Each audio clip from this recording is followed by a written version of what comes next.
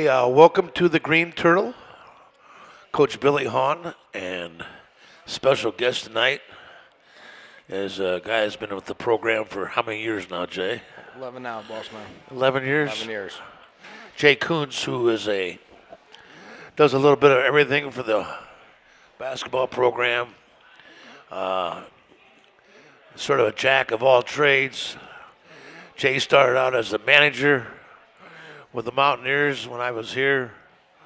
I was the coach for 10 years, so I was with Jay all the years that Jay was here. He started out as a manager, then he became our graduate assistant, and now what's exactly your title, Jay? It's now assistant to the head coach. Assistant to the head coach. Yep. And Jay does everything. Jay Kuntz does everything. He's on call all the time for Coach Huggins, and he does odds and ends and does a little bit of everything.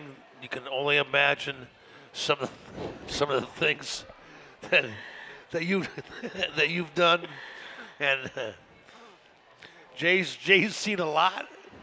And if anybody knows Coach Huggins like really well and knows Coach Huggins' moods and everything, this guy right here, Jay Kuntz, really knows when to stay away and when it's time to play or whatever. You know what I'm saying, Jay? It's without a doubt, Coach. That's 100% to a T right there. Why don't you educate everybody a little bit about your background, where you came from, and just tell them a little bit about yourself, your family, you know, where you played and that type of thing. 100%. Well, originally I'm from Wallingford, Connecticut, up in New England. Came down here. It was actually Huggs' second year here. Coach Hahn and all those guys joined him the year before, and that's when they created the staff that first year. I played at Sheehan High School in Connecticut. Small town, but big high schools. Sheehan, one side, Lyman Hall on the other, and then you got Choate, Rosemary Hall, which is one of the best academic prep schools in the country. And always loved the game of basketball. My brother was a pretty good basketball player. I was very, very mediocre. I loved the game, though. Wanted to stay involved. Originally was supposed to go to Indiana, and that was the year Calvin Sampson got fired. Right. So I was very fortunate that Larry Harrison was a coach in Hartford, and one of his assistants at the time, Adam Finkelstein, worked out. My brother, myself, and I worked for Adam during the AU circuit and stuff growing up. Right. So I was fortunate that he hooked me up with you guys, and I came down as a student manager. Right. And then we think about the glory years, the early years, Coach Hahn and Larry and Eric, it was like that for, I can't even tell you how long. And being a manager for them and learning, I sit here next to Coach and I laugh with him now. He comes to practice and it's still so good to see him all the time. But, a lot of stuff, he called me a jack of all trades. You think about it as, the sport of baseball, utility player. You plug and you play. And Coach Hahn has been a big help to me, honestly, on and off or in and out of that office as a person, as someone who loves the game and wants to continue to learn about the game, learn about players and things like that. I mean, I can't tell you how big of an impact he made on my life. I think he would be the first person to tell you I have changed a lot in 11 years. This guy right here has changed so much, it's unbelievable. From the time he was here to time right now, he's a completely, well, he went from a boy to a man. Yeah. And he's learned and he's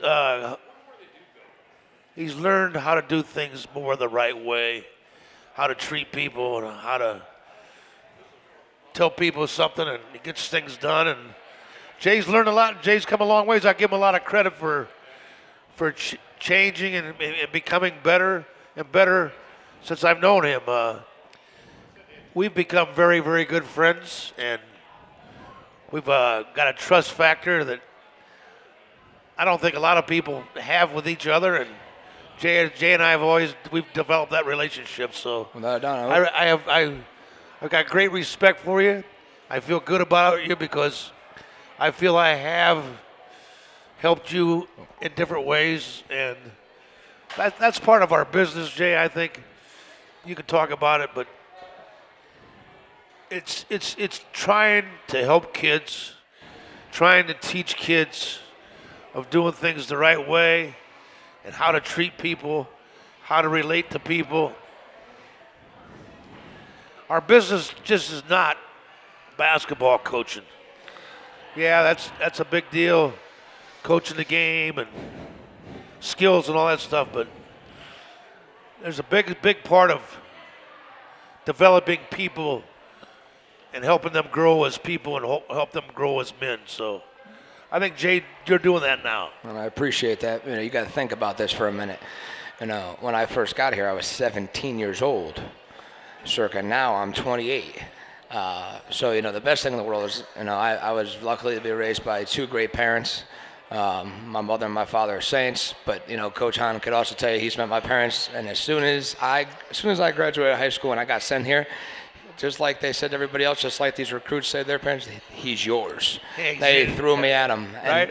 You know, the one thing people don't know, Coach, is, you know, obviously the coaching aspect of it. You guys obviously do a tremendous job. Look at the success you had in that tenure. I mean, that's very good. It's pretty good. And people don't realize how hard it is to win here. It's hard. And think about this, though. As much as you do for the players on and off the floor, we've had about, I want to say 6 or 7, maybe even 8 managers that have started their coach's career under this group. You know, Ben Asher. Yeah, you go through. This is pretty amazing. Go through all the managers that we had and tell people what they're doing now and where they're at right now. This is an amazing story because Bob Huggins, Larry Harrison, Eric Martin, Ron Everhart, myself, we have a lot of contacts in all the years that we've been coaching, and we've really helped all of our former managers sort of get in and stay in the business because our managers that come here that do all the work for us as managers, student managers, they all want to get into coaching. So their whole goal when they come here is try to get into coaching some way. So can you go through each person and tell our audience and people that watch our show, tell them what each person's doing and where they're at? Absolutely. Thanks. I think this started actually with the year before I got here with Kota Mizuno. He is actually a professional coach over in Japan. And that's another thing to know. We have actually like an international program. We've had about 3 Japanese guys come in and be managers for us. Terrific workers. Yep. Guys that really take to the craft. And, you know, but all 3 of them, Kota Mizuno, Takahiro Mori, and we call him Kenny Wu, but his name was Ken Hamanaka. Yeah, all 3 of those guys are professional coaches over in Japan. Circa 2007, 2008, let's go to Kirk Kuvion, who was a manager for us. He was working for Golden State for a while, for the Warriors. Where's he at now? You know, Jay? Where's Kurt at now? I think he might have gotten out of basketball. Got out of coaching, didn't he? He got out of coaching. You got to love it like you've taught you forever, and I don't know if Kurt loved it. But yeah, well, that was always what we always said. Does he really, really love it and really want to be in it? And I think he got in it for a little bit and sort of got a taste of it. And I think he decided he was going to try a different journey, a different way to go. And I don't know. Sort of lost track of Kurt. I don't know. I can't. I have to. Ben Asher is now actually the same position I hold here, assistant head coach. He's with Coach Peichel up at Rutgers. Kelly Flaherty, he was the A10, the conference for men's basketball, which is awesome. James Herring is at Jacksonville State. We played James this year at home. Right. Ryan McIntyre is at Austin P as the director of basketball operations for Austin P. Trying to think who else over the time. Justin Dapolito was a head manager for Billy when Bailey took over. He's with the NBA now. He's with the NBA. Yeah. Does all their social media stuff, travels to games. I mean, he's sending me Snapchats of him behind LeBron, which obviously I'm a Celtics fan, so that's hard for me to sit there and see. But, you know. You stop and think about everybody you just talked about and what they're all doing right now. It's pretty amazing story. All the guys that we've had and the positions that they now are in. I mean, they're in big-time positions. I mean, Ben Asher is at Rutgers University, and Rutgers is another big-time program. I mean, matter of fact, Ben Asher was responsible for me to come up to Rutgers this year, and I spoke to their staff, and to their team, and they even invited me to come back the second time, which I have. But Ben's been great to me, and he's going to be very successful. Ben's got a connection. And that's the other thing, too, Jay, is all of our managers, the area that they came from, like Jay is from Connecticut. Well, Jay, because they're such love basketball the way they do, they know all the players in their area, high school players. So Jay told Coach Harrison, told us about, you guys ought to take a look at this guy. This guy's going to be really good. This is a young kid from so-and-so. He's got a chance to be pretty good. Oh, no. You told us about those guys. Ben Asher told us about it. He's from New York. Yep. Ben Asher told us about kids that he knew about, because all the managers sort of do camps in the summertime and work camps, and we help them get jobs in the camps, summer camps, and they see those kids. Oh, no. Jay has a lot to do. I'll tell you, Jay had a lot to do and discovered Jordan McCabe, the freshman this year from Wisconsin. And I'll give Jay the credit for discovering him and finding him. And he sort of, if I'm right, he sort of gave it to Coach Martin. Yep. And Eric Martin sort of became the guy that could go see him. Yes, sir. Because guys in Jay's position, they can't go on the road to travel on the road to recruit. So he stayed in touch with Jordan, talked to Jordan all the time, and Coach Martin was sort of the guy that was seeing him in person. No doubt. Seeing Jordan's mom and dad. No doubt. And Jordan McCabe's going to be a very good player. He's a freshman, and he's getting better. Yeah. He's learned a lot. No doubt. I wish we could teach him to grow a little bit. Yeah, if we could put it on the stretcher, we could that put would him definitely help. on the stretcher, the right? stretcher would certainly help. But my wife had an uncle that wanted to be a state trooper, and he wasn't tall enough. So believe it or not, he went on a stretcher and he stretched and he got big enough. No doubt. It's crazy. You know, we go back to that. I mean, you said it right there. You know, Coach Huggins and his staff, I mean, past, present, they do such a good job reaching out and getting talent. I mean, and it's honestly, it's so unselfish. Think a kid like myself going into Bob Huggins, future Hall of Famer, without a shadow of a doubt, or you, or Larry, or Eric Sharp, say, hey, listen, take a look at this kid. What do you think? Yes. You know, and you know, people nowadays, you know, YouTube, things like that, people have different insight, and kids have different ways of getting their material out there.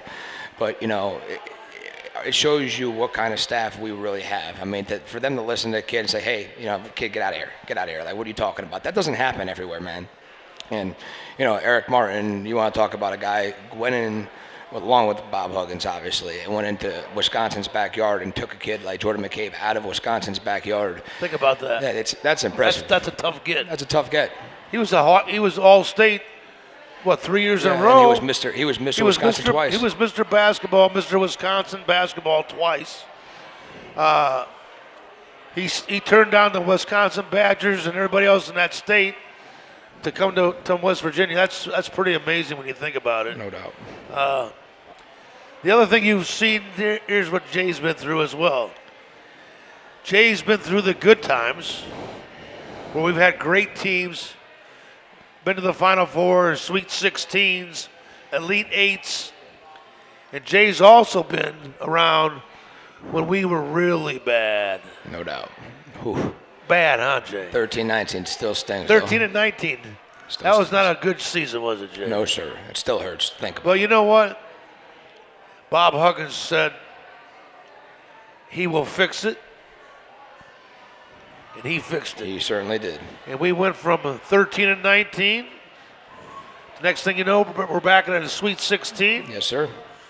We're back on the ride again. There's no doubt. There's no doubt. And now, it's amazing how it goes, Jay. It goes up and down. There's very few programs, which I call the blue blood programs, like Kentucky or Duke, North Carolina. No doubt. Indiana for the most part, they're rebuilding Indiana now. at one time. UCLA at one time. Yep. But it's hard it's hard to keep it going and going and going and going. Our business is so hard. And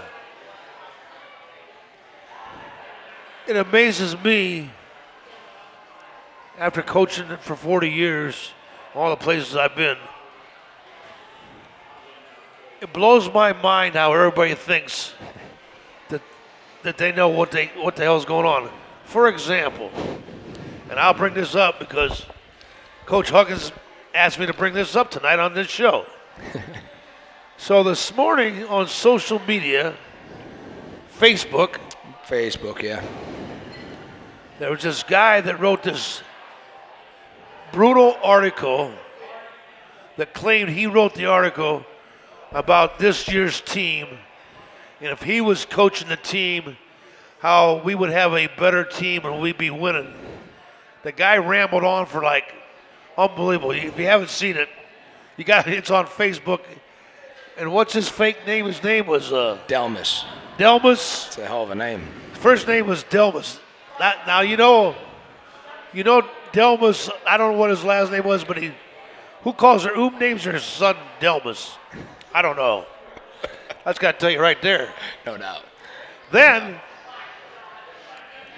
somehow this Delmas guy, or the guy that wrote the article, who claims he was Delmas, which he's not, he posted a picture of himself, which is a greasy-haired, slimy-looking dude that weighed about 300 pounds. Plus, right? Yes, sir. And so whoever this Delmas guy is, I got to say this, Jay. Well, the real guy that wrote the article, if you have any guts, you have any courage, if you're a real man, you come out of hiding and you'd come to a practice one day, and let's introduce you to Bob Huggins, and you and Bob Huggins could talk to each other, and you guys could talk about what your strategy would be. I think Hugs would be really delightful to have you more than present. But you know what? I don't think you have the courage to do that. Probably not. I don't think you have the courage to do that. So I know you're going to get grips of this. So you know what? Be a man one time in your life. Be a man and come out of the woodwork and come to practice one day. And Jay will gladly introduce you to Coach Huggins. And you guys could have a little fireside chat about coaching basketball, my man Delmas. No doubt. How about that? We compare stats. So you know what? Now we'll see. Now it's in his corner. No doubt. Let's see what kind of courage he has. Without a doubt, baby. My bet is he doesn't show up. I'd be willing to bet the same, Coach. You would bet that? Yes, sir. I'd be willing to bet the same. Not to drift away, but I'm going to a little bit. Change the subject. Jay is a huge New York Jets fan. It's true. New York Jets. New York Yankee fan. A huge fan. Without a doubt. See that hat right there? What's that say? It says Boston Red Sox World Series champions. That's your boy. My dad and my brother have the same one.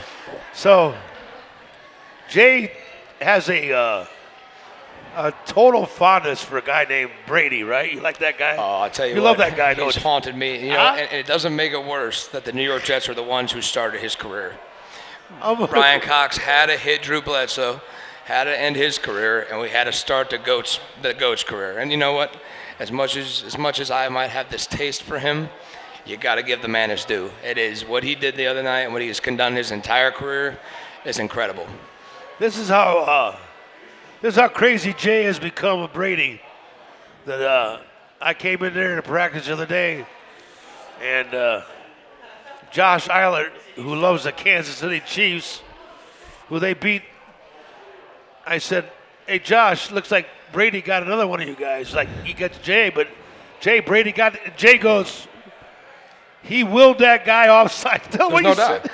So I've told these guys long enough. As a Jets fan, you watch them beat the Patriots beat the Jets probably twice a year for the last 12 years.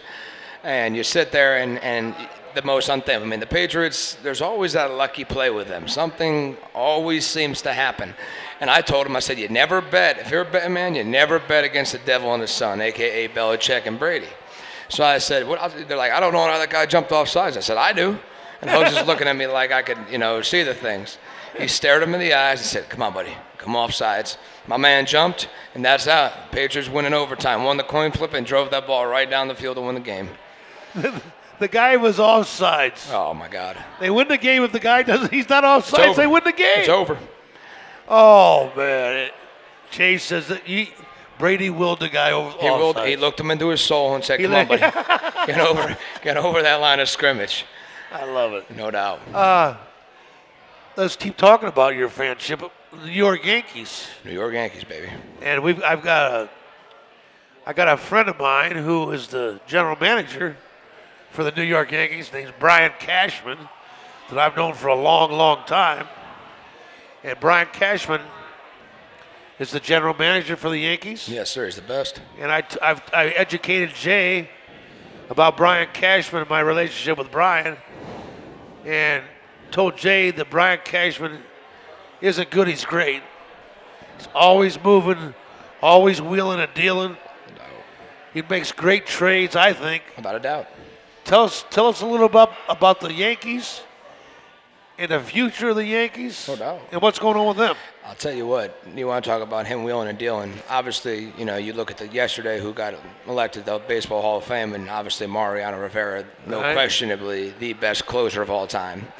And then, he was inheriting that thing, but perfect example, Mike Mussina, another 300-game winner, got elected to the Hall of Fame, rightfully so in my opinion. He probably was my favorite pitcher of all time. That was a trade that when Cash first took over, got from the Orioles and helped us get to the World Series multiple years. And Mike Mussina was a steady goat in that rotation for years. And to think about this, he struggled his last year. His last year on his contract, he went in and won 20 games his final year at the age of 39. That's impressive, man. That is. And the Yankees right now, I give them a lot of credit. It's really easy to jump in. Look what Boston did this year. Boston was incredible. They hit the ball like no team I've ever seen, and it's hard for me to sit here and admit that. Right. But you sit here and the Yankees, I've been extremely impressed with Cash. Cash has built that farm system with them, and he's bringing these young guys up and giving them their chances. And you haven't seen the Yankees make those splashes like you've seen in the past. Harper's on the thing. They haven't gone and gotten him. They haven't gone and wasted money on Machado. They're working within and trying to build up their own, and that's something that you probably couldn't say for the boss back in the day. And Cash has done an incredible job with that. Kind of almost, I don't want to say Billy Bean-like, because the Yankees have more at their disposal than the Oakland A's do, but it's really impressive what Cash has done and rebuilt that farm system, because it was from zero to it's probably the best farm system in baseball right now. So Gary Jeter. Oh. He could be in the Hall of Fame next year. There's no doubt he'll be another unanimous. He'll be unanimous, right? Without a doubt. Without a doubt. How can he not be? You want to talk about the one guy who's done everything right in sports? How about back-to-back, unanimous winners going to the Hall of Fame? There's no doubt. And that's a testament to that organization. That's never been done. Nope. Well, first of all, never been done before. Yep. Being a unanimous vote. No doubt. Right? Like just happened. Just happened. Mariano Rivera being the first one and Derek Jeter being a second. That's a testament to that organization, though, man. They do the right things. People could hate them because they're the Yankees and they win, but it's really a testament to doing the right thing. And honestly, it's a testament to Derek Jeter as well. And we talk about, hey, in our sport, you need leadership. You need leadership. There is no better example than a leader than Derek Jeter, on and off the field. Yep. That's been a big problem for the Mountaineers, hasn't it? It's been hard. It's been hard trying to identify. It's been a hard year this year. It has. But you know what, Jay? Let's start talking about the basketball season a little bit. Okay. We rally and we work with each other, and we beat Kansas, number 7 in the country. Kansas comes in here last Saturday, and we storm the court. And place is going crazy. Yes, sir. That was Saturday. And Monday night at 9 o'clock. Things changed. Against Baylor. We were totally outplayed. Looked dysfunctional. Got beat up on the boards. They out-physicaled us. They got to every loose ball. everything we did against Kansas, Baylor did that against us. Not a doubt. And I've told people this, Jay, and you can expound on it too. When people come in to play the Mountaineers, coached by Bob Huggins, people spend all their time getting ready to come in to play us, telling their team how physical it's going to be, how tough it's going to be, how you got to get on the boards. Hugs' teams are going to scrap, claw, dig. Yep. So I think we take everybody's best shot. There's no doubt. You know, Kansas takes everybody's best shot because Kansas is Kansas. Mm-hmm. The Duke Blue Devils gets everybody's best shot because it's Duke. The Yankees get everybody's best shot because it's the Yankees. No doubt. So our team hasn't figured that out this year. No. I'm going to say this. I want to go out on a limb right now. And I called the Kansas. I said we were going to beat Kansas. I'm not going to go out on a limb and call that we're going to beat Tennessee, but I'm going to tell you this. I know. Tune in on Saturday at 4 o'clock. I know that we will play our rear ends off against Tennessee at Tennessee on Saturday. Yeah. I don't know. I'm not going to predict we're going to win like I did Kansas. And I hope we do. And I think we can. I do too. I believe we can. I believe we'll go in there and they'll be a big favorite. No doubt. I know how it works. Guys get big heads. They just became #1 in the country. No doubt. They're the new #1 team. They play tonight against Vanderbilt. Yep. They're gonna smoke Vanderbilt tonight. You watch what happens at Vanderbilt. They're gonna win big tonight. They're #1 in the country. Everybody's gonna be talking about them. Yep. And you know what? They're gonna go, oh, they have no respect for us when we go in there on Saturday. Yep. And we'll play and we'll battle. And Hugs will have our guys ready to go in there on Saturday. Without a doubt. Right? Without a doubt, Coach. Without a doubt. And, that's the one thing you say. When you play a Bob Huggins team, like you kind of said before, there's a persona about it. You're gonna battle. You're gonna get bumped around. You're gonna get banged. You are going to go 40 minutes of hell with them. Whether win, draw, tie, you're going to go 40 minutes of hell with them. And I think that's the one thing, like you said, this team right now is still in transition and not making excuses at all. You got to remember this. We lose Javon Carter and Daxter Miles last year, and Javon Carter, you can't replace Javon Carter, especially not in a year. And honestly, you can't replace the Daxter Miles that quickly either. Daxter did a lot for us that people don't know. He gave you that toughness, that Robin to Batman, per se. Absolutely. And you sit here and you got 7 new guys, and you got to gel them with another team that was already here. So yeah, you saw flashes of it against Kansas, and like Coach Hahn said, what Baylor did to us, we did to Kansas on Saturday. And then obviously, unfortunately, for the game on Monday, it wasn't the same result. But this is a team in transition, and this is a team that's growing. And you could see different games. You're going to see different guys do good things. Last game, you saw Brendan Napper shoot the ball like we thought Brendan Napper could shoot the ball. Some guys took a step back, other guys take a step forward, and that's the thing with new teams. And we talk about cycles, and I can sit here and say this because I'm a sports fan, and I eat, breathe, I love sports. We are so fortunate to have Bob Huggins. We are so fortunate to have the success that we've had at this university for the past 12 years. They've been here 12, I've been here 11. Life works in cycles. Basketball works in cycles, especially at a place like this. We're never going to get. Once in a while you'll get a square and something that is awesome, like an Oscar or somebody like that. But you're never going to get those big guys that can just come in and dominate the game right away, and especially not in the Big 12. And to see, we got guys that are going to have to grow. People are hard on certain guys, especially our freshmen. Derek Culver, what he's done so far is amazing. But Derek Culver, people need to remember, is a freshman. Jordan McCabe is a freshman. Emmett Matthews is a freshman. How much do you really expect them to come in and bang against grown men? It's hard. It's hard, man. It's hard. Being a freshman, like Al McGuire used to say, best thing about being a freshman is you become a sophomore. No doubt. Al McGuire had the best line of everybody. So we talked about the Tennessee game on Saturday. That's at 4 o'clock. It's on ESPN. I think it's on the regular. It's big ESPN, Yeah, right? it's ESPN, the big one. ESPN, not ESPNU, not the Deuce, but regular ESPN. So that'd be a big game. Then we go from Tennessee at Tennessee, and we got to go to Iowa State. We got to go to Ames, Iowa. And I'll let Jay give everybody a little bit of perspective on what it's like to be on the road in the Big 12. And let Jay give you an idea about each venue, from the toughest place to play, second place, third place, whatever.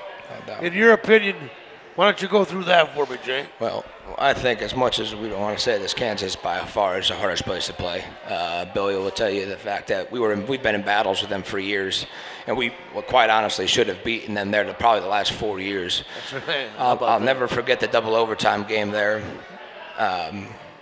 Might have been your final year or the year before. I think it was the year before that. And remember, I looked over at you and I said, the ground shaking. I said, it was almost like it was a trance. And you're looking out onto that floor. They got a big dunk and maybe a call or a turnover at the end of the game that sent it to overtime. And then went to double overtime. And I can't remember who picked the ball off, and they dunked it. And I'm telling you, it was like the floor was vibrating. And you're sitting there like, good Lord Almighty. I said, listen, I hope we win this game, but that's an experience like no other. We seem to always do really good out there when we play 5-on-5. Yeah, not 5-on-8. But all of a sudden, they had these 3 guys in the game, and we end up playing 5-on-8. Those other 3 guys have those black and white stripes on. If I recall, last year out there, or was it 2 years ago? Was it last year? I think they shot, 38 free throws? 35-2. 35 free throws, and we shot 2. Yeah. Now, I played college basketball. I played high school basketball. I coached for 40 years. I can never remember any game that I was associated with where a team that I was associated with in a contest shot 2 free throws. Nobody does that. I don't think it happens in a video game, buddy. Think about that. It doesn't happen in a video game. And, those guys in the stripes have the ability to take over a game more than LeBron. That's why Kansas wins. We know that. Yeah, there's no doubt. So let's talk about the rest of the league. Iowa State by far is the second hardest place. Second in your mind, Iowa State? Without a doubt. Iowa State more than Kansas State. It's close. Close, isn't it? When Iowa State is good. Tell about Iowa State. When Iowa State is good, that place is rocking. Right. And it's crazy. You go there and they could play the old Jock Jam songs, and that place goes off the charts. It's unbelievable. Their passion for their teams out there is incredible. I heard it's just like that for football, honestly, and that kind of surprised me a little bit. Right. Their stadium is very similar. I believe I talked to Tony Caridi. Remember when you would give us the insight how their stadium was almost designed after our original stadium here in Morgantown. Right. And their fans are very passionate. When they're good, it's a tough environment. But K-State is too, and especially when their students there. We get lucked out a few times. We've been lucky. Oh. We played them a lot when the student body's not there. No doubt. Thank God. Yep. Thank God. I mean, it's Josh Eiler, who's our director of basketball operations, K-State grad, former K-State player, and Manhattan's a fun place. It's a fun place. It's very similar to Morgantown, and that small town vibe. A lot of things to do for a small town, but obviously the college is the town, and by far, like Billy said, Iowa State when they are good, when Iowa State is good, I think it's harder. But because it's just weird, because K-State, like Kansas, they're right on top of you. Right. Like we turn around, you and I turn around, there's people here. Kansas right on top of you. Iowa State, they're right on top of you. Kansas State, they put our people behind our bench a little bit, and they give us more seats, believe it or not, than Kansas does. Right. Kansas gives you a thin strip, which Billy will tell you it's his favorite thing, having to put tickets there. How about that? But Kansas State, they give you some room, and then we have our seats are right here. So there's a little bit of separation. So, it's loud, it's rowdy in there. It's a great environment. But I would say definitely Kansas. I would definitely say Iowa State, and I would definitely say Kansas State, without a doubt. I think, Jay, since we've joined the Big 12, and prior to joining the Big 12, we were in the Big East. Yep. I make the comparisons Big East to Big 12. Big 12, the schools are more, I'm trying to just say the right words. The universities in the Big 12 are more like country type schools. Without a doubt. Compared to city schools like, no doubt. You know, in the Big East you had Georgetown, Washington, D.C. Yeah. You had Syracuse. You had St. John's. You have Villanova, Philadelphia. You had Rutgers, like New York City. You had city, and you had city venues. The on-campus sites in the Big East and playing in the Big East on campus compared to playing in the Big 12, you can't even make the comparison. No. You can't make the comparison. You're right. I think it's much harder to play a full season in the Big 12 than it was in the Big East. Without a doubt. And the other thing is, the Big East always had bottom feeding, teams that weren't very good. You had your wins. So you could go like down your schedule in the Big East, and you seriously could pick 4, 5, 6 games that you knew you were going to win because those teams weren't any good. Without a doubt. You can't do that in the Big 12, man. No. You better be ready for every game. There's no doubt. Every game. There's no doubt. Okay, let's talk about how we travel. Yep. What's a road trip like?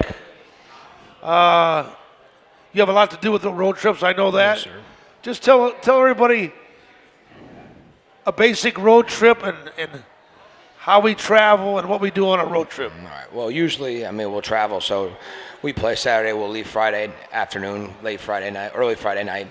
And we always practice that day. So we're practicing before we get on the plane. So it's usually practice 1 to 4. Bus will pull out around 5. We'll head to the Clarksburg airport. Can't fly out of Morgantown. Got to fly out of Clarksburg. Runway is too small. Is that what it is? Well, that's what they say. That's what they say. They could land Air Force One, though, in Morgantown, right? That's pretty good. Regardless. So you go down to Clarksburg. Usually, now that's the one thing you talk about the Big East and there's a difference. When you're in the Big East, most flights are about an hour, 15 minutes. The Big 12, you're not going to hang on anything under a shade of 2. That's a great point. So the travel, we're very fortunate because our coaching staff knew, and our administration for the most part knew that when that was happening, we had to make adjustments. So we were very lucky as a support staff and as a team they got us the NBA planes, more leg room for the guys, more area to sprawl out and be a lot more comfortable for these longer flights. So Tennessee, luckily, is only an hour 15. Usually you go to Lubbock, what is it, 3:45? Right. Ooh, that's a tough flight. Forever. Especially, you got big guys on your team. Forever, yep. Yeah. So, you sit there and you get there. So no matter where we're at, we'll get there.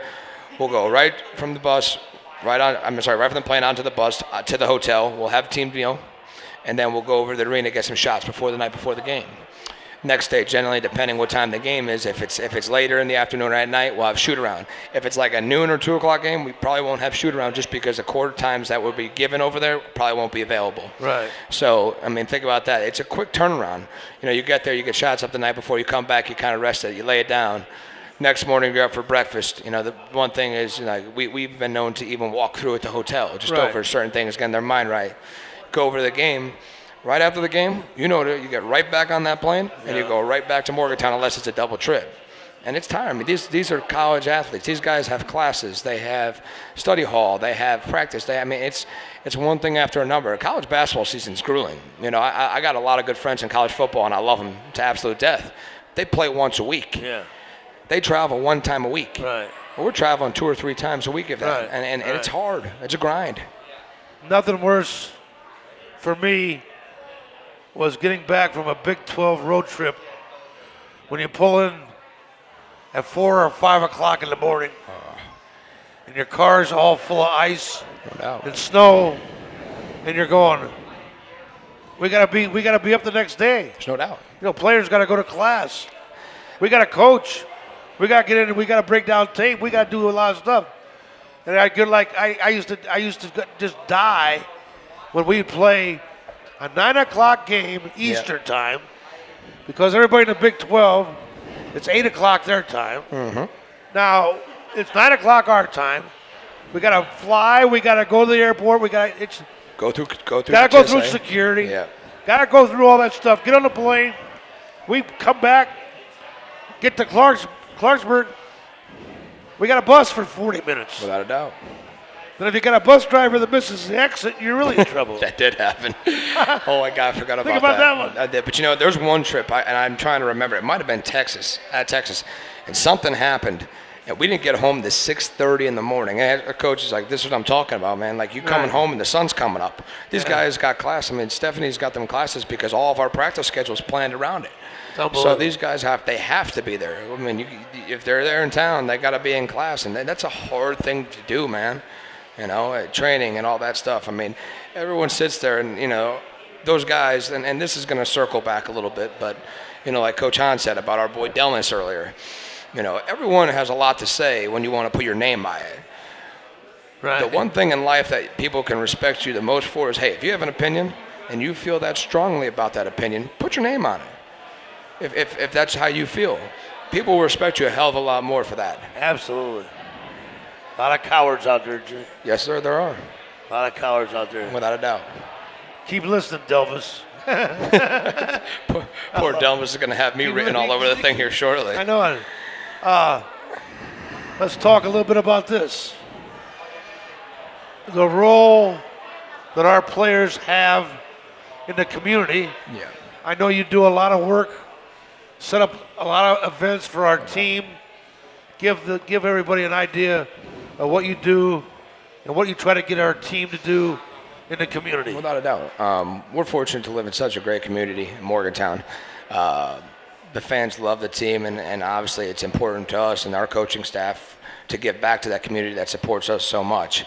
And, you know, it could be anything. And I get phone calls all the time for guys to stop over by the hospital or come out to an event, even when it's nice out during the summer, since they're here pretty much year-round. My favorite event during the year is always going to the Children's Hospital during Christmas time.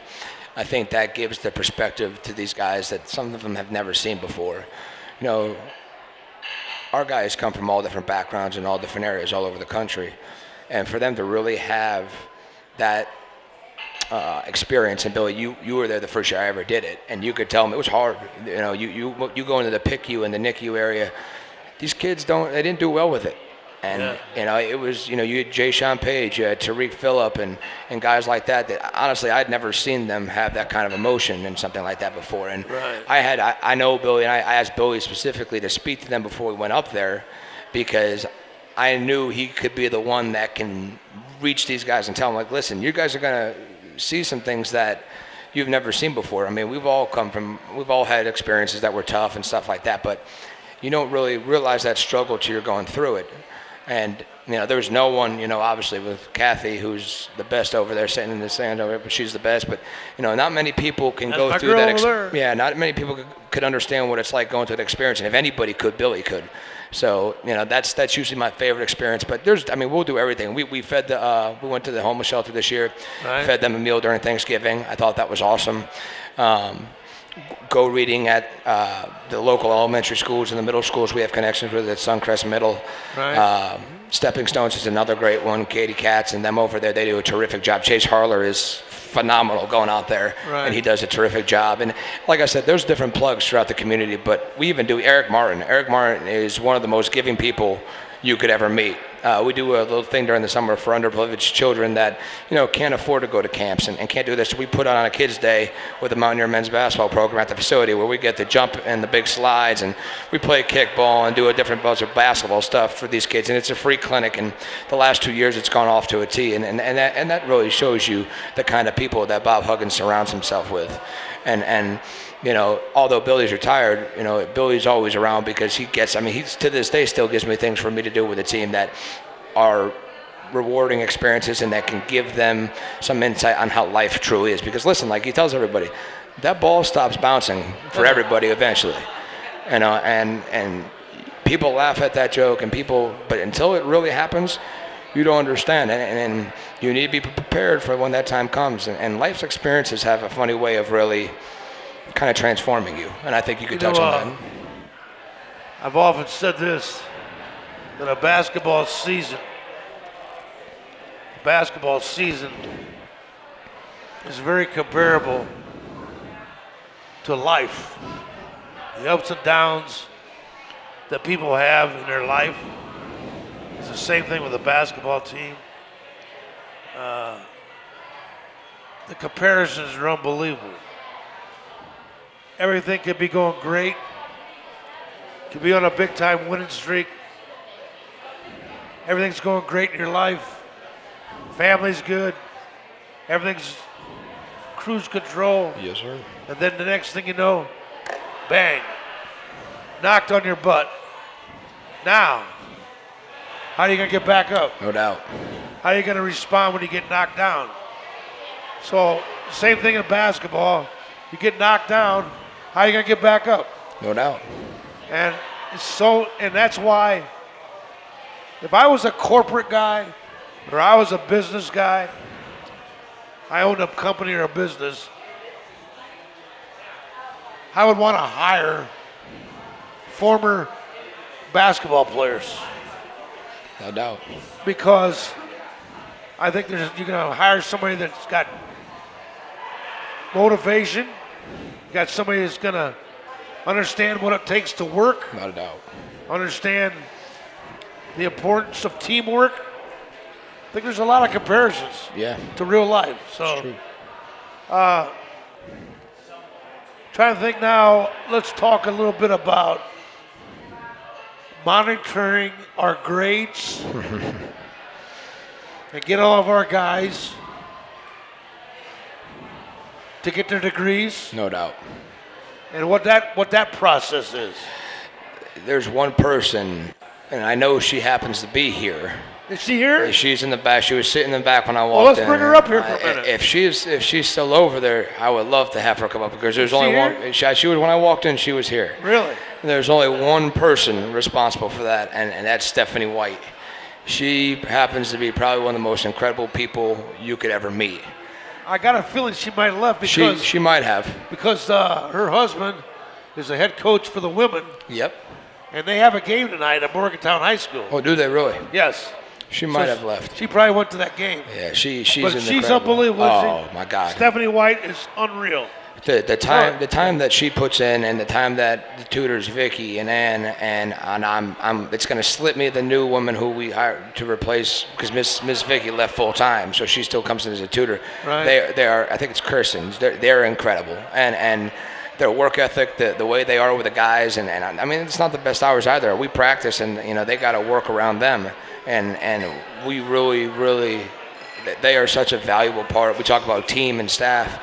I mean, Coach Harrison and Hugs talk about the same thing. You treat them like they're coaches, right. and they do such a good job. I mean, Stephanie makes my job that much easier because if she needs something done and she'll be to say, hey, Jay, and most of the time she'll try to do it herself. It's just who she is. Right. But, most of the time if she needs something, she'll get me to do it and I'll take care of it. But she's incredible. That entire academic center and really what the administration has done with them over there is incredible. I mean, her whole team is fantastic. It doesn't matter if it's baseball, basketball, soccer, gymnastics, anything.